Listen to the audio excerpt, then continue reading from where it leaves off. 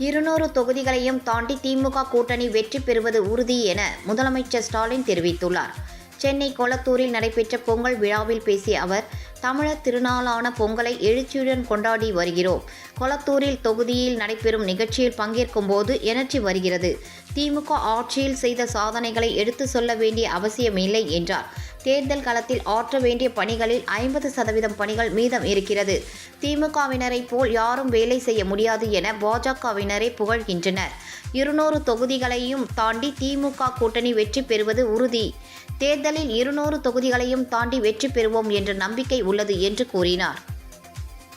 ஏதோ குளத்தூர் தொகுதியில் மட்டும் இல்லை, ஒட்டுமொத்தமாக தமிழகத்தில் இருக்கக்கூடிய திராவிட முன்னேற்ற கழகத்தை சார்ந்தவர்கள், நம்முடைய செயல் வீரர்கள் ஆற்றுகிற அந்த பணிகள் எல்லாம் பார்க்கிற போது நான் ஏற்கனவே சொல்லியிருந்தேன், 200 தொகுதிக்கு குறையாமல் வெற்றி பெறுவோம் என்று. நம்முடைய கூட்டணி நிச்சயமாக வெற்றி பெறும் என்று.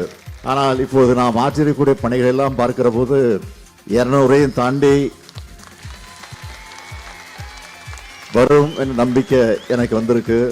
ஆக அந்த நம்பிக்கையோடு பொங்கல் விழாவை நாம் கொண்டாடுகிறோம்.